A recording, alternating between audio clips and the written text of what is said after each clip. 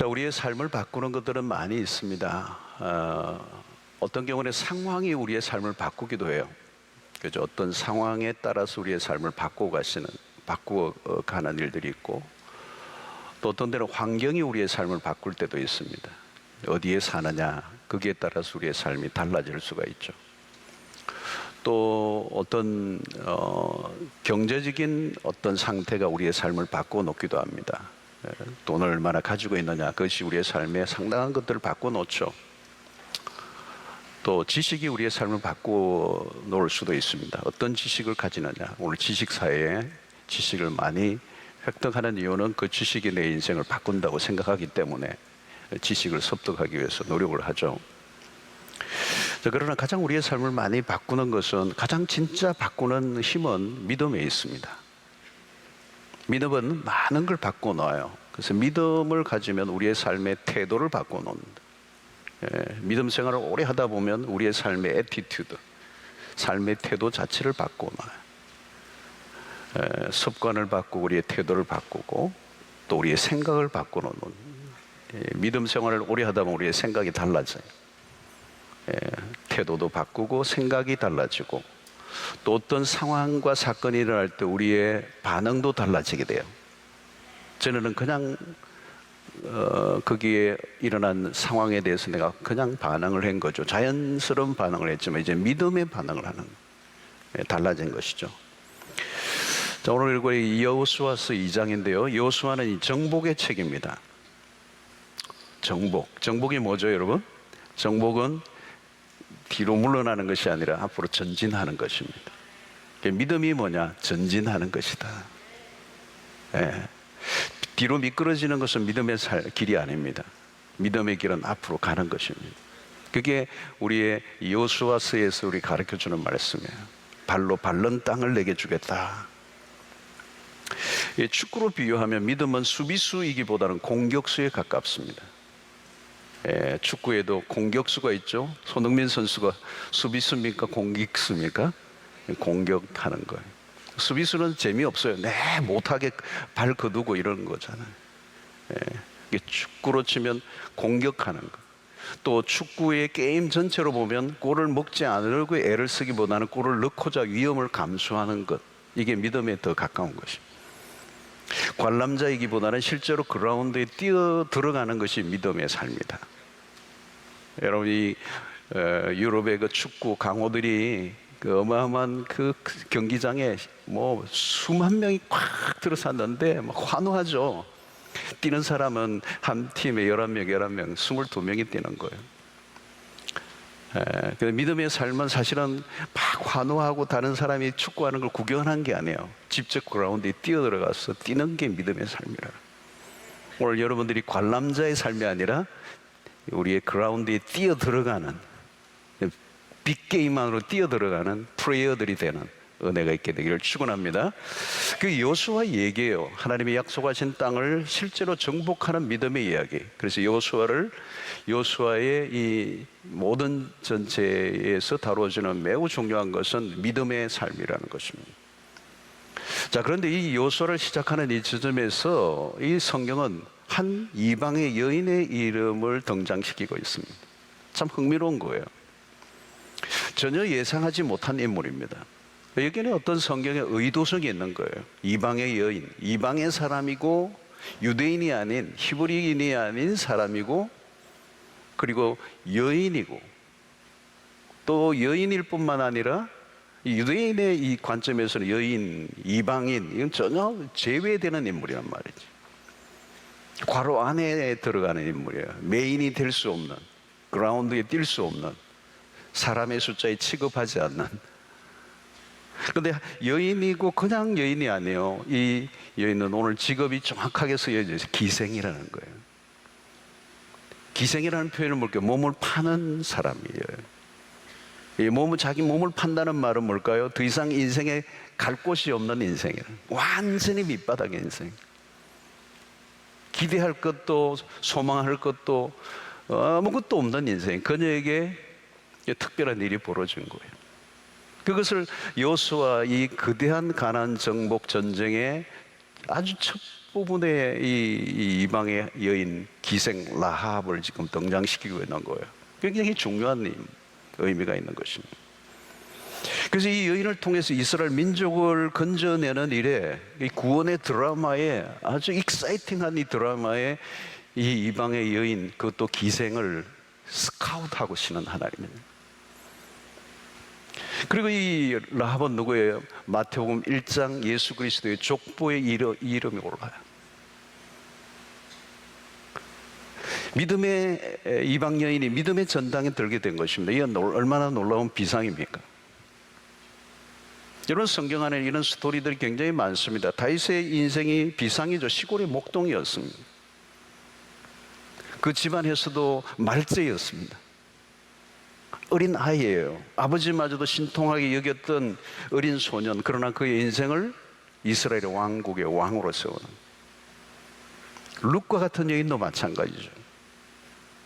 기대해야 할 것 하나도 없는 완전히 밑바닥의 인생을 끌어올리시는 하나님. 이게 다 믿음의 이야기들입니다. 자, 그럼 우리는 첫 번째로 좀 살펴볼 것은 1절에 보십시오. 눈의 아들 여호수아가 시딤에서 두 사람을 정탐꾼으로 보내며 이르되 가서 그 땅과 여리고를 엿보러 하며 그들이 가서 라합이라는 기생의 집에 들어가 거기서 유숙하더니, 이스라엘의 정탐꾼들이 라합의 집에 들어와 숨었다. 여러분, 정탐꾼들이 그녀의 집에 찾아왔다는 것은 위험천만한 일이에요. 그리고 이것은 오늘 이 본문을 보면 이미 여리고의 왕이 라합의 집에 들어갔다는 정보를 이미 받았어요. 목격자가 있었다는 얘기입니다. 그럼 오늘 같이 이렇게 아파트, 이런 해운대 아파트에 몇 동 몇 호에 숨었다 하면 좀 힘들지 모르지만, 그 시대만 해도 굉장히 단순한 이런 문화, 이 부족 사회에 그렇게 크지 않은 이 도시 안에서 한 여인의 집에 숨었다는 이 정보가 다 알려져 있는 거예요. 자, 이것은 어떤 면에서는 라합의 인생의 위기예요. 위기. 현재도 어려운데 더 어려운 상황이 찾아온 것입니다. 여러분, 그런 거 있잖아요. 엎친 데 덮친다, 이런 표현을 쓰잖아요. 그 많은 사람 중에 하필이면 이 힘들고 어려운 집에 찾아와서 이 집안을 완전히 그냥 끝장낼 것 같은 사건이 일어난 것입니다. 하필 왜 이런 일이 나에게 닥쳤느냐는 거예요. 겉으로 보면 여러분 그렇게 생각하지 않겠습니까? 왜 이런 일이 나에게 닥쳤느냐는 거예요. 그 크고 많은 집이 있는데 왜 우리 집에 찾아왔느냐는 거예요. 여러분, 겉으로 보면 악재처럼 보이죠. 악재처럼 보입니다. 안 되려고 하니까 계속 안 되는구나. 근데 여러분, 문제를 보는 각도에 따라 달라집니다. 위기를 모든 사람들이 기회로 보지는 않아요. 우리가 그런 얘기 많이 듣잖아요. 위기는 기회다, 위기는 기회다. 코로나를 통해서도 많은 얘기를 우리가 들었습니다. 위기이지만 기회다. 그러나 여러분, 대부분은 위기를 기회로 보지 못해요. 위기를 위기로 보는 것입니다. 위기를 기회로 볼 수 있는 눈, 이것은 믿음만이 가능한 거예요. 여러분, 위기를 기회로 볼 수 있는 게 믿음이라는 거예요. 여러분, 축복은 우리가 잘 그러잖아요. 축복은 위기라는 옷을 입고 오는 거예요.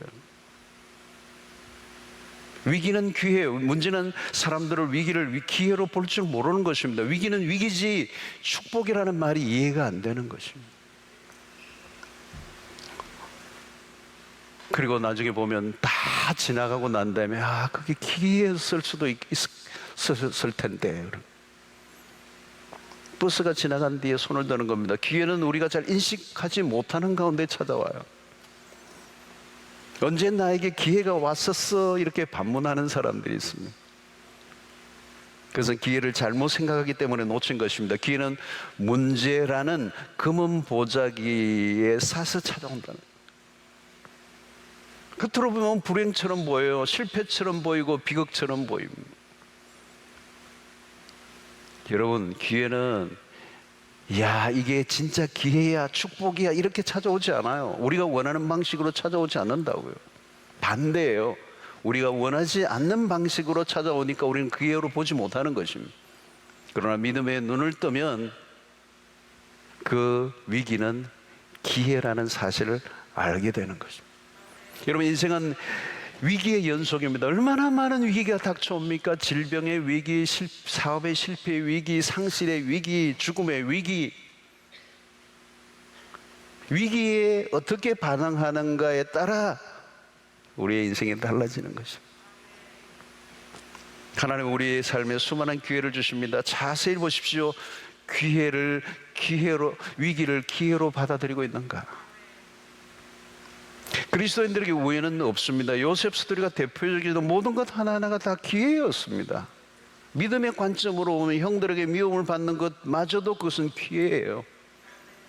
팔려간 게 기회였습니다. 보디발 아내의 모함을 받은 것도 기회였습니다. 감옥 생활이 길어진 것도 기회였습니다. 많은 사람들은 인생에 찾아온 기회들에 대해서 귀찮게 여깁니다. 억울하게 생각하고 부정적으로 해석합니다. 그러니까 믿음은 기회를 긍정적으로 바라보게 한다는 거예요. 기회의 특징은 빨리 지나갑니다, 여러분. 기회는 항상 빨리 지나간다는 거예요. 그래서 대부분의 사람들은 그 기회를 놓쳐버려요. 기회는 바로 앞에 왔을 때 찾아야 돼요. 기회라는 말에 감춰져 있는 그 신화에도 그런 게 있잖아요. 앞에서는 잡기 쉬운데 지나가면 잡을 수가 없어. 지나가면 아무리 잡으려고도 안 잡아져. 기회는 하나님의 선물이죠. 하나님은 기회를 주시는 분이시고 믿음은 기회를 선물로 알아보는 것이다. 여러분, 정탐꾼들이 얼떨결에 들어간 것 같지만, 라합의 집에 들어간 것 같지만 그것은 하나님의 섭리였어. 라합이라는 한 여인을 통한 구원의 드라마는 하나님의 계획 속에, 하나님의 섭리 속에 있었던 거예요. 하나님의 구원의 계획은 놀랍습니다. 이방의 땅 라합이라는 한 여인에게까지 밀고 들어가는 거예요. 가만히 생각하면 이방의 땅 안에 라합이라고 하는 한 여인에게까지도 하나님의 구원이 스며들어가서 그를 통해서 하나님의 구원의 역사를 이루어내시는 하나님. 인간적으로 보면 도무지 미쳐질 것 같지 않고 다 할 수 없을 것 같은 그 한 사람에게도 하나님의 구원의 역사는 밀고 들어가서 그를 통하여 하나님의 역사를 일으켜내시는 하나님이시다. 사랑하는 성도 여러분, 오늘 또 하나님의 나를 아실까? 하나님 나를 기억하실까? 하나님, 나 같은 인간은 그냥 그들도 보지도 않으시는 것 같아. 그러시는 분이 계시면 그건 착각이에요. 아무리 구석진 곳에 있어도 하나님의 눈에 띄지 않는 인생은 아무도 없어요. 하나님은 기회를 주시는 분입니다. 구원의 기회를 주시는 분이시죠. 하나님은 우리에게 축복의 기회를 주시고 사명의 기회를 주시고 우리의 인생의 어두운 그늘에서 빛을 보게 하시는 하나님, 그냥 의미 없이 살아가는 인생에게 빛을 주셔서 하나님의 의미 있는 인생으로 불러내시는 하나님. 라합의 인생이 그렇지 않아요. 얼마나 어두운 인생입니까? 얼마나 찝찝한 인생입니까? 얼마나 빛을 보지 못하는 인생입니까? 기생이라면 그 인생은 완전히 그냥 밑바닥의 인생이요, 어두움 가운데 빛이라고는 하나도 들어오지 않았던 인생이에요. 근데 하나님이 그 인생 가운데 빛으로 밀고 들어가셔서 그를 끄집어내시는 하나님이시. 그냥 끄집어내시는 것이 아니라 이스라엘의 그 구원의 드라마에, 그리고 예수님의 족보에까지 오르게 하시는. 여러분, 믿음은 뭐냐? 기회. 오늘 이것이 우리에게 불행처럼 보이는 것이죠. 스파이들이 찾아왔다는 이 사실은 불행처럼 보이고 내 인생이 망가지는 것 같고 내 인생이 불행해지는 어떤 더 불행한데 더 불행하게 만드는 일처럼 보이는데, 사실은 그것이 라합의 인생에 찾아온 하나님이 주시는 선물이요, 기회였다는 것. 여러분, 믿음은 뭡니까? 기회에, 하나님이 주시는 기회에 적극적으로 반응하는 것입니다. 적극적으로 반응하는 것이에요. 믿음은 위기에 떠밀려가지 않아요. 그 위기에 떠밀려가는 가운데서도 눈을 뜨고 하나님이 주시는 기회를 알아차릴 수 있는 능력. 오늘 이 밤에 여러분들이 그 눈이 열리게 되기를 주의 이름으로 축원합니다. 이게 정말 힘든, 이 사건이 왜 나에게 일어났지? 불행처럼 보일지 모르지만 하나님이 그 불행처럼 보이는 일들을 통하여 하나님의 새로운 기회를 주시고 있다는 사실을 믿음의 눈을 뜨고 보면 보인다는 거예요. 하나님의 백성들에게는 우연이 없습니다. 그냥 일어난 일은 아무것도 없어요.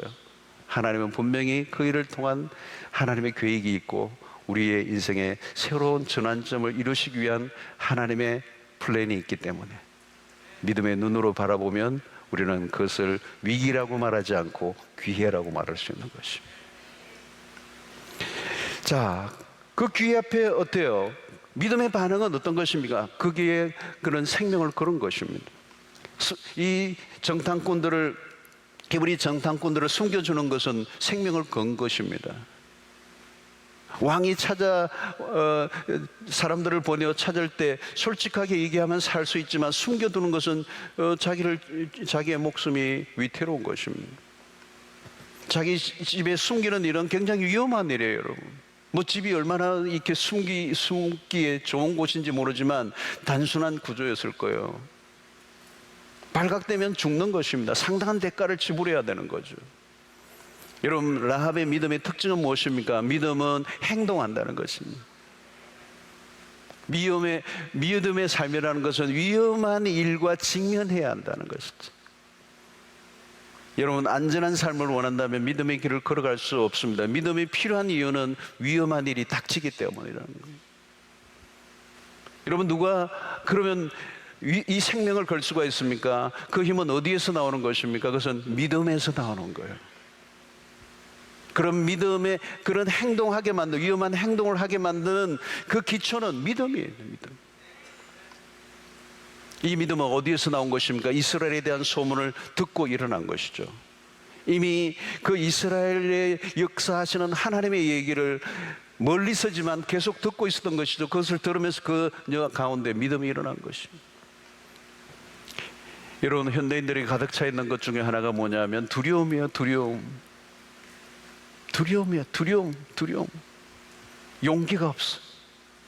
분석하고 그것을 계산하는 것은 잘하지만 두려움이 있기 때문에 용기가 없는 거예요. 돌다리도 두드려보고 건너라는 속담이 있어요. 근데 요즘은 돌다리도 두들겨보고 난 다음에 건너지 마라.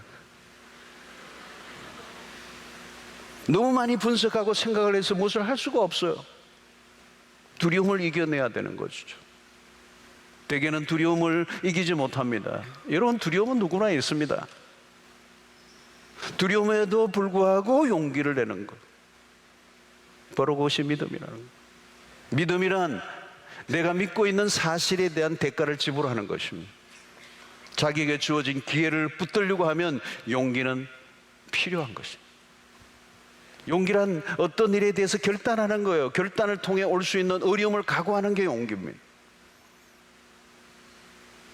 믿음의 삶은 결단을 요구해요. 그것이 삶의 모험일 수 있다는 것입니다. 여러분, 믿음을 갖는 순간부터 사실은 위험한 삶은 시작된 것입니다. 아브라함의 이야기를 보십시오. 믿음을 갖는 순간부터 위험한 삶이 시작이 되었어요. 낯선 곳으로 가야 돼요. 익숙한 곳을 떠나야 돼요. 그게 다 위험한 삶이에요. 여러분, 믿음의 삶은 안전한 삶이 아닙니다. 풍랑에는 바다에서 베드로는 주님의 말씀을 따라 뛰어들어간 거, 그게 믿음이에요. 거기까지만 믿음이에요. 여러분, 그리스도인들이 가장 안전한 곳은 어디입니까? 사람들은 안전에 관심이 많죠. 안전. 과연 안전한 곳이 있을까요? 여러분, 믿음은 안전한 삶을 추구하지 않습니다. 믿음을 가진 사람은 안정된 삶이 불편해야 돼요. 안정된 삶을 추구하는 삶은 믿음의 삶이 아니에요. 믿음을 선택하는 순간 우리의 삶은 위험해지는 거예요. 그게 정상이에요. 그래서 불안정한 삶이 믿음의 길을 들어간 삶의 정상이라는 거예요. 만약 지금 안정된 삶을 살고 있다면 믿음의 길을 걸어가고 있지 않다는 뜻이에요. 불편하고 위험하고 까다롭고 아슬아슬한 삶을 살아가는 그 때가 믿음이 작동하기 좋은 때라는 것이죠. 안전하지 않는 곳이 믿음에 최적화된 환경이에요. 믿음이 작동하기 최적화된 환경. 여러분, 아브라함이 부르심을 받은 이후부터는 삶이 불안정했습니다. 익숙한 곳과 결별을 했습니다. 자신의 본토 아비 집을 떠나야 했습니다. 다 불안정한 삶이에요. 우리의 믿음의 조상들이 그런 삶을 살았다는 거죠. 불안정한 상황 안으로 들어가는 것, 안전한 삶은 믿음의 삶과 믿음과 상관없는 삶이에요. 라합은 믿음의 선택을 했습니다. 정탐꾼들을 숨겨주고 그녀는 이스라엘의 편이 되는 걸 선택했어요. 그것이 그녀의 인생의 부르심이었습니다. 큰 모험이었지만 그것이 그녀에게 최고의 축복이 된 것이죠. 여러분, 모험을 거는 이유는 믿음의 눈으로 본 것이 있기 때문입니다. 본 게 없는데 그냥 모험을 거는 것은 무모한 것이죠. 그런데 라합은 본 게 있어요. 여러분, 믿음은 눈을 뜨게 하는 것입니다. 보게 하는 것입니다. 그래서 무엇을 본 사람과 그렇지 않은 사람은 큰 차이가 나는 것이죠. 눈을 떠야 합니다. 믿음은 눈을 뜨는 것입니다. 눈을 뜨면 볼 것을 보게 되고 그 볼 것을 보게 되면 두려움은 떠나가게 되는 거예요. 용기를 가지게 되는 거예요. 위험한 선택을 하게 되는 것입니다. 그런데 여러분, 두려움은 우리의 마음에 눈을 멀게 합니다. 어떤 것도 결정하지 못하게 만들어요. 중요한 것은 여러분, 우리에게는 이성의 눈이 아니라 믿음의 눈이 필요해요. 전혀 다른 눈입니다. 여호수아는 가나안을 먼저 보았죠. 여호수아에게 가나안은 이미 다가온 미래였어요. 여호수아는 본 게 있었어요. 여호수아와 갈렙은 본 게 있었어요. 라합도 마찬가지예요. 그녀는 분명한 것을 보았습니다. 어떻게 보았죠? 믿음으로. 누가 행동하는가? 본 사람이, 믿음으로 본 사람이 움직이는 것이죠. 오늘 이 밤에 여러분들이 믿음으로 눈이 뜨여지게 되기를 축원합니다. 믿음은 움직이게 하는 거예요. 본 게 있기 때문에 움직이게 하는 것이고, 그것이 위험하다 할지라도 값을 지불할 용기가 일어나는 거예요. 그런데 여러분, 많은 사람들은 믿는다고 하면서 행동하지 않아요. 행동하지 않는데, 행동하지 않기 때문에 막연한 것입니다. 그래서 말이 늘 수사직이에요. 말을 하면 굉장히 그럴듯한데 믿음의 세계에서 바라보면 그것은 굉장히 모호한 거예요. 그런데 믿음은 모호하지 않아요. 애매모호하지 않고 모호성을 제거하고 선명하다는 거예요. 여러분, 대화하다가 말이 좀 모호하면 믿음이 없다는 얘기예요. 야고보는 여러분, 행동하지 않는 믿음을 무엇이라고 했으면 죽은 믿음이라고 그랬어요. 죽은 믿음이란 뭘 얘기하는 겁니까? 믿음이 아니다라는 거예요. 그건 믿음이 아니야. 행동하지 않으면 믿음이 아니야. 죽은 믿음이라는 거예요. 아무런 작동이 일어나지 않는, 행동하지 않는 신자는 죽은 것과 같은 거죠. 이 신자라는 말이 뭐예요? 믿는 자라는 거예요. 믿는 자라는 말은 행동하는 거라는 거예요. 행동하지 않는다면 믿음은 비활성화된 상태예요. 활성화가 되지 않는 거예요. 그러니까 죽은 거나 같은 것이죠. 여러분, 행동할 때 믿음은 진가를 드러내는 것입니다. 여러분, 오랫동안 우리의 신앙을 하다 보면 우리의 신앙이 그냥 덩어리로 남아있는 거예요. 움직이지 않고 활성화되지 않는 거예요. 굳어져 있는 거예요. 전혀 변화가 일어나지 않는 거예요. 이게 폭탄인데 굉장히 폭발력, 가공할 만한 폭발력이 있는데 너무 오랫동안 안 쓰니까 이게 고철이 돼버린 거예요. 죽은 거예요. 그 안에 그 모든 게 다 녹슬어가서 작동을 하지 않는 거예요. 믿음으로 행동할 때 비로소 변화가 일어나는 것이죠. 역사가 일어나는 것입니다. 행동하기 전까지는 믿음이 아닌 것입니다. 행동해야 믿음인 것입니다. 믿음과 행동과 믿음을 분리시켜서는 안 된다. 같이 따라가야 된다는 거예요. 오늘 우리의 신앙의 현실이 거듭하고 있죠. 아무리 믿음이 좋다 해도 행동하지 않으면 믿음이 없다는 거예요. 용기를 가지고 위험하지만 발을 내딛는 게 믿음이지. 믿음은 행동으로 증명된다는 거예요. 그래서 여러분, 믿음은 적극적인 거예요, 여러분. 행동한다는 말은 모르게 액팅한다는 거잖아요, 여러분. 수비수가 아니라는 거예요, 여러분. 내 골 안 먹으려고 애를 쓰고 막 그냥 골 때문에 11명이 지키고 있는 그런 게임이 아니라는 거예요. 굉장히 진취적이고 굉장히 도전적이고 굉장히 적극적이고 굉장히 희망적인 긍정적인 태도로 밀고 나아가는, 수동적이나 폐쇄적이지 않다는 것입니다. 무슨 일이 일어나겠지 하고 기다리고 있는 것이 믿음이 아니라는 거예요. 무엇인가를 시도하는 게 믿음이라는 거예요. 행동하는 것과 행동하지 않는 것은 큰 차이가 납니다. 행동하려고 하면 대가를 지불해야 돼요. 생각만 하고 있는 것과 행동하는 것은 전혀 다른 것입니다. 행동하는 것은 대가를 지불해야 돼요. 라합은 지금 행동이 무엇입니까? 그 스파이들을 숨겨주는 것입니다. 왕이 지금 라합에게 지금 당장 사람을 보내어서 그 스파이들 숨겨둔 사람을 내어놓으라고 할 정도로 압박하고 있는 이 상황 속에서 그녀는 믿음의 행동을 한 거죠. 이건 엄청난 대가를 지불해야 되고 라합은 자기의 생명을 잃어버릴 수도 있는 위험한 선택을 한 것입니다. 이것이 믿음이라는 거예요. 여러분, 라합은 갑자기 얼마나 이 위험한 줄다리기를 하고 있는 겁니까? 오늘 이 스토리를 자세히 들여다보면 굉장히 이 스릴이 넘치는 첩보전의 이야기예요.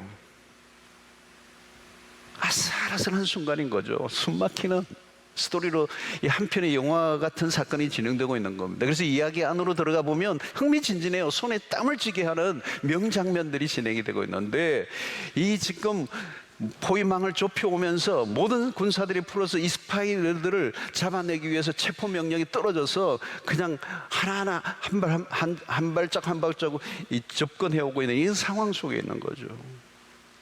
이 라합의 입장에서는 입에 침이 마르고 손에 땀을 쥐고 긴장하는 순간이에요.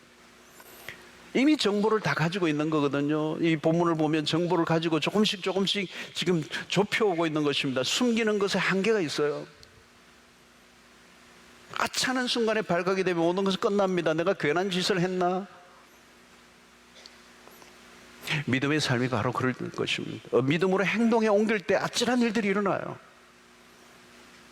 내가 괜히 가만히 있을 거, 이런 일을 내가 괜히 한 거 아닌가? 긴장도가 높아지는 것이죠. 믿음 생활을 하고 있다면 그런 일들이 일어나야 합니다. 가슴이 막 쿵떡쿵떡거리 심장 박동수가 막 올라가야 돼요. 나는 최근에 심장 박동이 전혀 뛴 적이 없다. 믿음 생활을 안 하고 있는 거죠. 믿음의 삶은 심장이 쿵쾅거리는 삶이에요. 왜? 용기를 내고 두려움을 뛰어넘는 일이기 때문에, 선택해야 되기 때문에, 행동해야 되기 때문에. 그 행동은 내 삶에 치명적인 결과를 가져다 올 수도 있는 위험한 일이기 때문에, 여러분, 살아가는 동안 가슴이 뛰지 않으면 믿음의 삶과 거리가 먼 사람일지도 몰라요. 믿음의 삶은 아찔한 것입니다. 그것을 받아들여야 한다는 거예요. 여러분, 다윗이 골리앗에게로 나아갈 때도 마찬가지. 그가 가진 것은 화려한 무기가 아닙니다. 다윗이 붙든 것은 믿음이에요. 믿음이 없이 그의 물맷돌실만 믿고 나간 것이 아닙니다. 그는 하나님을 믿었던 것이죠. 골리앗보다 더 크신 하나님, 골리앗이 실제인 것처럼 하나님도 실제이신 하나님, 엄연한 그 현실 앞에서도 그런 믿음으로 당당하게 두려움을 극복하고 용기 있는 선택을 하고 행동한 것이죠. 이런 믿음이 없을 때는, 믿음이 부족해질수록 우리는 많은 것을 갖추려고 애를 씁니다. 이것도 있어야 되고 저것도 있어야 되고. 그러니까 믿음이 없으면 삶이 복잡해지고 계산이 복잡해지고 자꾸 환경 탓하고 사람 탓하고 믿음이 부족해졌다는 뜻이죠. 여러분, 믿음의 삶은 단순해요. 다윗은 사울 왕이 입혀주려고 하는 갑옷도 무기들도 다 거절해버리죠. 그들은 다윗을 더 복잡하게 만들려고 하는 사람들입니다. 믿음이 없는 사람들이 주변에서 막 입으로 더 상황을 복잡하게 만듭니다. 그런데 다윗은 다 거절해버리죠.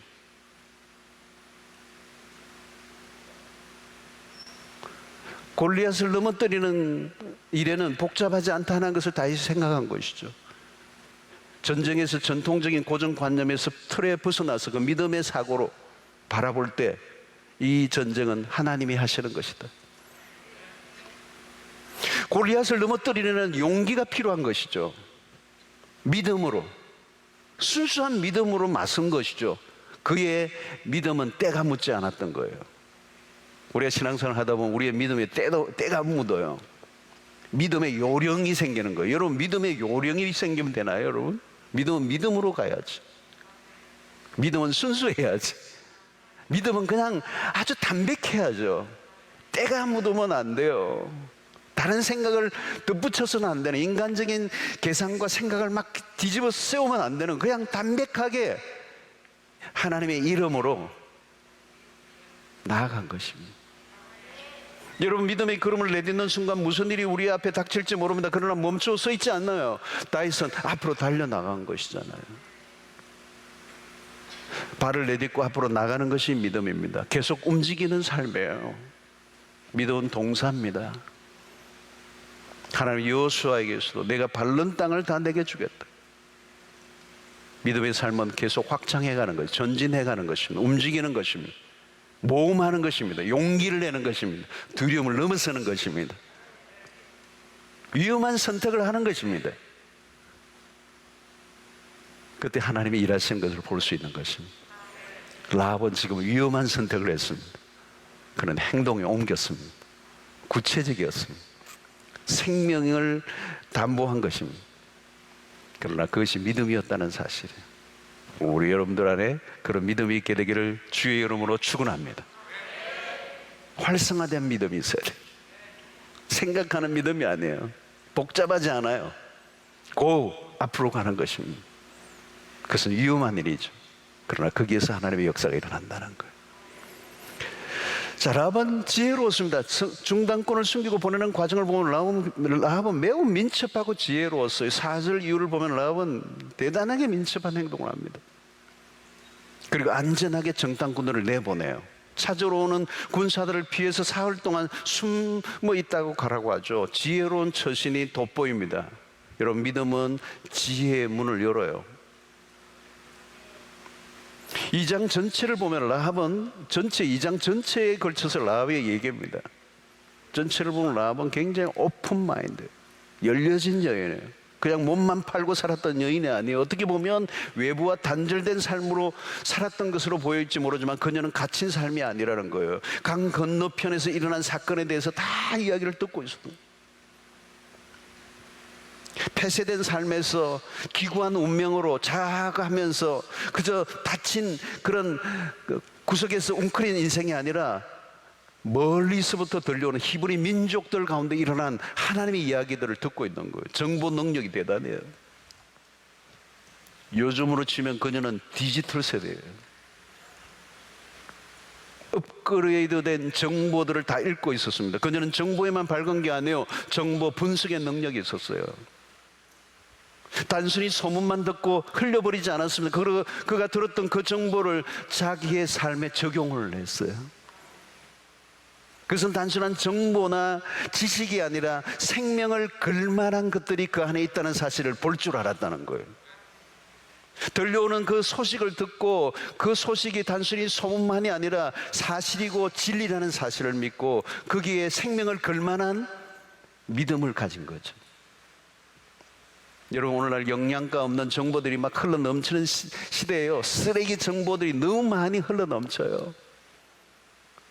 인터넷 시대에 우리가 얼마나 이 쓸데없는 정보들을 우리는 이게 우리의 시간을 빼앗길 때가 많아요. 여러분, 우리는 참된 진리를 골라 들을 줄 아는 지혜가 열려야 돼요. 성경을 읽는다고 전부가 지혜를 얻는 것은 아니에요. 지식으로만 듣고 끝낼 수 있습니다. 좋은 정보는 결단에 도움을 줘요. 여러분, 요즘 지식의 싸움이 아니에요. 지혜의 싸움이에요. 지식이 많은 사람들은 얼마든지 있어요. 인터넷 시대가 오면서 지식의 평준화가 상당히 일어났습니다. 인공지능의 시대가 왔습니다. 이제는 단순한 지식과 정보만으로는 안 돼요. 내가 알고 있는 것으로 세상을 이길 수 있는가? 내가 알고 있는 지식과 정보에 생명을 걸 수가 있는가? 여러분, 열려진 사고와 개방적 태도를 가져야 합니다. 아무리 좋은 것도 닫혀진 구조에는 흘러들어올 수 없어요.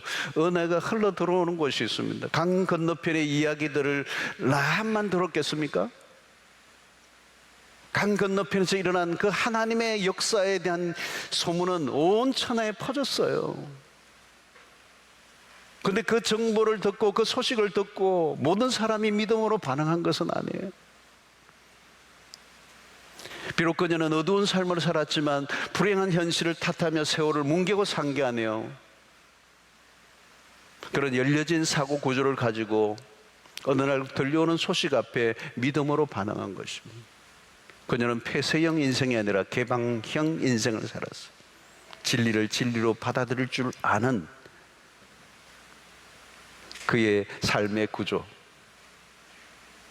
여러분, 오늘 또 하나님의 진리가 우리에게 들려질 때, 참 진리가 들려질 때 그 진리를 진리로 알아듣는 은혜가 있게 되기를 축원합니다. 여러분, 믿음 생활을 잘하는 사람들의 특징이 있어요. 그것은 개방형이에요. 열린 사고 구조를 가지는 거죠. 진리를 받아들이는 흡수력이 있는 것이. 그런 사람들은 뭔가 그 말씀 앞에 반응을 굉장히 신속하게 하는 거예요. 말씀에 반응을 할 줄 아는 사람들, 진리에 반응하고 그 진리에 적극적으로 대응하는 모습들, 진리에 흥미를 가지고 있는 사람들. 여러분, 라합은 무엇이 다릅니까? 라합의 믿음은 정보에만 의존한 게 아니에요. 정보나 지식만으로 안 돼요. 들려오는 소문을 믿음으로 받아들였다는 거예요. 그래서 그의 행동을 보십시오. 9절과 10절에 보면 말하되 여호와께서 이 땅을 너에게 주신 줄을 내가 아노라. 대단한 얘기를 하는 거.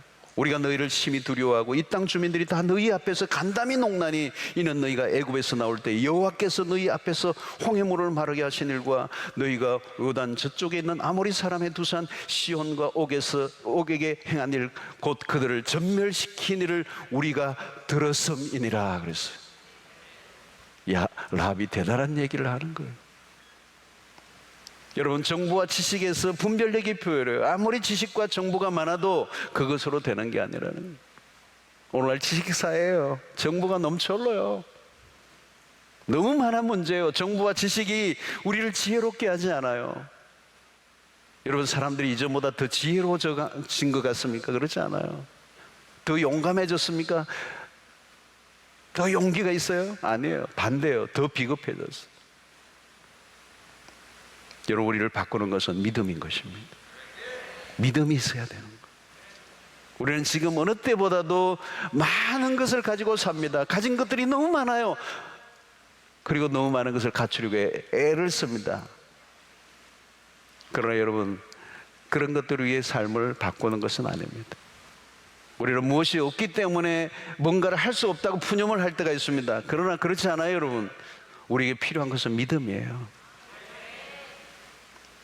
믿음이 없으면 상황 논리에 자꾸 빠지는 겁니다. 상황을 자꾸 설명하려고 하고 이 상황을 해석하려고 하고 무엇 때문에 누구 탓을 하려고 하는 것입니다. 여러분, 믿음으로 맞서는 용기가 있게 되기를 축원합니다. 믿음에 눈을 뜨면 다 필요 없어요. 하나님이 주시는 기회가 무엇인가를 볼 줄 아는 것입니다. 그리고 그 기회에 자신의 생명을 걸 줄 아는 것. 하나님이 주시는 기회를 볼 줄 아는 것, 그게 믿음이에요. 어려움이 와도 그 속에서 하나님의 일하시는 것을 볼 줄 아는 눈이 열려야 하는 거예요. 여러분, 믿음이 있어야 지식도 쓸모가 있어지는 겁니다. 믿음이 있어야 정보들도 유용하게 되는 것입니다. 믿음이란 하나님의 기회를 가장 정확한 때에 반응할 줄 알게 하는 것. 자신에게 찾아온 기회에 민첩하게 반응하는 거예요. 그 반응하지 않으면 기회는 지나가기 때문에 찾아온 기회에 적극적으로 반응하는 것이 믿음이라는 것이죠. 오늘 우리는 한 여인의 행동하는 믿음이 구원의 역사를 만들어내는, 하나님의 역사를 일으키는 데 충분히 쓰임받는 한 여인의 얘기를 우리가 보게 되었어요. 한 인생이 전혀 다르게 쓰여졌습니다. 그녀에게는 영광이요 축복이에요. 우리에게도 마찬가지입니다. 인생에 전혀 다른 얘기가 쓰여질 수 있어요. 하나님이 찾아오시면 되는 겁니다. 어쩌면 이 스파이를, 이 라합이라고 하는 이 집에 찾아온 그 사건이 그의 인생을 바꾸어 놓았어. 그건 하나님의 섭리 가운데 있는 것입니다. 하나님이 찾아오시면 되는 거예요. 그것이 기회가 되는 것입니다. 그것은 위기이지만 기회예요. 모든 것에서 믿음으로 접근하고 믿음으로 해석하고 믿음으로 승부를 거는 우리의 삶의 태도가 잡혀지만 질 수만 있다면 우리의 인생은 달라지게 되는 것입니다. 사랑하는 성도 여러분, 요즘 참 어렵습니다. 그렇죠? 참 어려워요. 어려운 시대를 우리가 살고 있습니다. 코로나 팬데믹을 지나면서 우리는 더 많이 어려워졌어. 움츠려들기 쉬운 세상을 우리가 살고 있어. 현실의 무게가 너무 커요. 숨이 막혀요. 때로는 어떤 경우는 이대로 끝날 것인가, 내 인생의 밑바닥, 이 상황이 우리의 인생을 살아가는데 우리의 상황은 언제나 우리의 생각하는 대로 돌아가지 않을 때가 많아요. 내가 원하는 대로, 내가 플랜대로 돌아가지 않아요. 그러나 믿음으로 살면 우리에게 어떤 상황이 닥치든지 그 상황을 통해서 일하시는 하나님을 경험할 수 있어요. 믿음으로 살면 오늘 또 우리의 삶은 특별해질 수가 있어. 라합에게 뭐가 있겠습니까? 아무것도 없어요. 완전히 밑바닥이에요. 그러나 여러분, 그녀의 믿음이 그의 인생을 바꾸어 나왔어. 다르게 살게 하십니다. 신약에 예수님의 족보에 이름이 등재되는 유대인의 까다로운 그 족보 안에, 그것도 메시아의 그 족보 안에 라합이 들어. 그 인생을 바꾸게, 클래스를 바꿔 놓은 것은 믿음이었습니다. 돈이 우리의 인생을 다르게 살게 하지 않아요. 우리가 가지고 있는 지식과 정보가 우리의 인생을 다르게 살게 하지 않아요. 세상적인 성공이 우리를 특별하게 살게 하지 않아요. 우리를 다르게 살게 하는 것은 믿음인 것입니다. 여러분, 믿음은 앞으로 나가는 것입니다. 전진하는 거예요. 뒤로 물러서지 않아요. 수세에 몰려 있는 거 아니에요. 들고 사는 것이 아니에요. 믿음은 정복하는 것입니다. 위험을 선택하는 것입니다. 불안정한 삶을 받아들이는 것입니다. 인생의 불행이라고 생각하고 비극이라고 생각하는 것마저도 하나님이 나에게 주시는 기회라고 바라볼 줄 아는 눈이 열리는 것입니다. 오늘 여러분들이 이 철학에 나올 때는 우리 안에 뭔가 답답함이 있을 거예요. 내 인생이 왜 이렇게 내 생각대로 되지 않는가? 더 어려워지고 더 어려워진다면 그 어려움을 어려움으로 한번 보지 말고 하나님이 주시는 기회로 보는 눈이 열리게 되기를 축원합니다. 믿음은 우리를 다르게 살게 하는 것입니다. 다 없어도 믿음만 있으면 다르게 살게 하십니다. 우리를 특별한 인생으로 우리를 초대하시는 거예요. 눈이 열려야 되는 것입니다. 그래야 위기를 기회로 보는 것입니다. 성경을 어디를 봐도 보십시오. 그 위기가 다 기회예요. 성경의 얘기입니다. 믿음의 눈을 보면 모든 인생의 위기와 불행같이 보이는 것은 다 기회였어요, 여러분. 그렇지 않은 게 어디 있어요, 여러분? 있으면 찾아보고 저에게 찾아와 말해주세요.